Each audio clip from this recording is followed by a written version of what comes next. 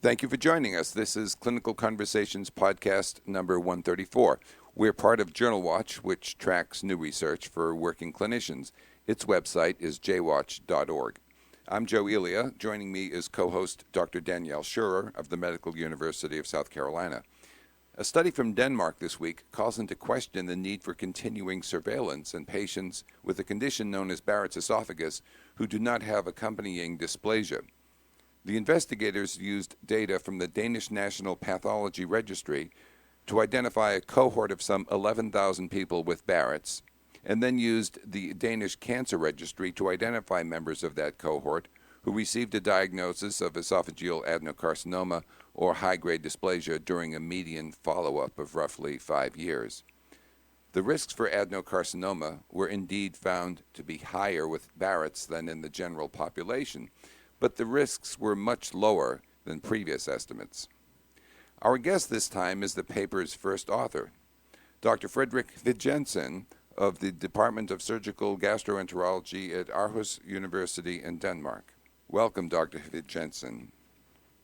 Yes, hello. Thank you for inviting me. Oh, you're quite welcome. I wanted to ask, should Barrett's esophagus no longer be considered a precursor to esophageal adenocarcinoma, or is that overstating the case? That would be to overstate the case. Barrett's esophagus is still the most important risk factor for esophageal adenocarcinoma, but it seems like the risk is overestimated at the moment. In your paper, you found the presence of low-grade dysplasia increased the risk of developing adenocarcinoma by about 5-fold, but those were not nearly as high as previous estimates. Can you give our audience an idea about how much lower the new estimates are? Roughly, the new estimates are around 5 times lower compared to previous studies and also previous meta-analysis. And the risk has been falling the last decade, but at the moment the risk is estimated 5 times higher than what we find. So it was interesting. You also found that about 2/3 of the new adenocarcinoma diagnoses were found within the first year of follow-up. And I was very struck by that high number and wanted to see if you could also comment a little further on that. Yeah, that's actually a really important finding, because that's a really take-home message for the clinicians that when you find a new patient with Barrett's esophagus, then you would expect to find 2/3 of the new adenocarcinomas within the first year. So that's important when you try to find the patients that you should do surveillance on and the patients you don't do surveillance on, that you within the first year do really thorough maybe 2 or 3 endoscopies to rule out. You also discuss about how we've sort of always assumed that the progression of this was that it progresses from Barrett's to low-grade dysplasia to high-grade dysplasia to adenocarcinoma, sort of in that order. But even that is really hard to prove, right? Yeah, it is extremely difficult to prove. It is a well-known fact among pathologists that everybody knows that dysplasia is not like pushing a button and saying it's there, it's not there. It's a number of characteristics within the cells that needs to be identified, and then when you kind of score enough points, then you say this is low grade or this is high grade. Mm-hmm. But there's like almost like flip a coin inter-observer agreement when you do studies on between if you have the same biopsy and then you have several pathologists look at the same biopsy, you will actually have very little inter-observer agreement. So you can actually see that in many patients when for instance they have low-grade dysplasia found, then the follow-up endoscopies, they will not maybe find the low-grade, and that might be fraught. It's not necessarily that it's not there. It's just that you didn't find it. Maybe you just didn't take the right biopsy, or maybe the new pathologist or the same pathologist don't grade the cells the same way as last time. So that's a problem, but it's still the best biomarker that's available. And so if there was a primary care doctor or gastroenterologist reading your paper, what would you suggest that they do as far as adjusting their surveillance practices based on your findings?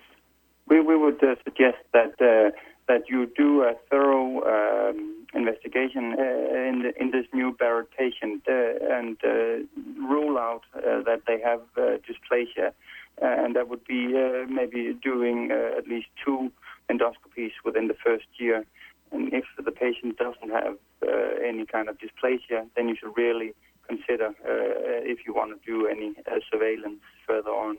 And if the Barrett's patient has dysplasia, then we would recommend more or less to follow the guidelines that are today to do follow-up further on. And that's actually, if you do it in numbers, it's our study shows that it's actually less than 10% of this Barrett's cohort that develops dysplasia within our follow-up period. So you actually have 90% of the Barrett's patients that will never develop any dysplasia. Mm-hmm. So you could say potentially 90% of the Barrett's patients, if you want to do a little provocative statement, then 90% might not need the surveillance that we're doing today. I wanted to ask if for a primary care clinician, how might they reassure their patients with Barrett's esophagus in the light of your findings?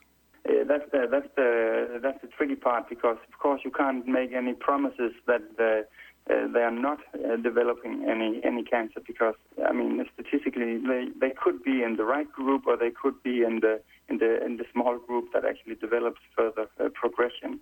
It's a tough call how to make it, but I think you should, as a clinician, put forward the numbers that the risk for Barrett developing any further neoplasia is rather small. But still, as we find also the risk among Barrett's patients is still 11 times higher compared to the background population. It used to be estimated at something like 40 and 80 times higher than the background, but that's no longer true, according to your findings and according to the findings from the Northern Ireland cohort. Is that right? Yeah. So it's still a little tricky, again, because it sounds like we still don't really know who will and who will not progress. It sounds like we need a little more research in that area to figure out if there's some kind of markers to predict who does and who. Yeah, and luckily there is a lot of research going on trying to find more reliable biomarkers, whether that's within the biopsies or blood samples or genetics, to see if we can identify some high-risk patients within these Barrett's patients. But it's still there's no better option than doing the dysplasia. So actually, yeah, we need better biomarkers, but we haven't found them yet. Okay. And the only biomarker, or the only marker that you have now is endoscopy, but I'm sure you read the editorial about your paper in the New England Journal, and he seems to make a case that that you shouldn't do routine endoscopy in patients with frequent heartburn because those endoscopies often lead to findings of Barrett's esophagus, and he says that those findings are less and less important prognostically. Did you agree with that? I mean, you don't. If you do continuous endoscopies and you just continue finding Barrett's, then that doesn't help you much. But of course, if you find the patient has dysplasia, then you should continue doing your surveillance as we have done so far. But still, you need to do within Barrett's patients, within a cohort, you need to do around 1,000 endoscopies to find one cancer. And that's if you actually find the cancer every time. There's no room for not biopsying the right place. So 1,000 endoscopies is quite a lot. Mm-hmm. Yeah. So your advice then is to do if a patient has got Barrett's, to do a thorough investigation perhaps 2 endoscopies in the first year just to rule out that they don't either have cancer or that they don't have a worrisome dysplasia. Good. That would be the recommendation. It's not written into any guidelines, but as you said, our study really highlights that this should maybe be the new guidelines, and also the Northern Ireland study that is very similar to our study. They have a little bit smaller cohort, but their findings, the risk estimates is more or less the same as the ones we have. All right. Well, Dr. Vidjensen, thank you so much for spending some time with us today. Yeah, you're welcome. Nice talking to you. Excellent. Thanks. That was our 134th edition. Earlier podcasts are all available at podcasts.jwatch.org. Clinical Conversations executive producer is Adore Yano. I'm Joe Elia. Join us next time. For myself and Dr. Danielle Schurer, thank you for listening.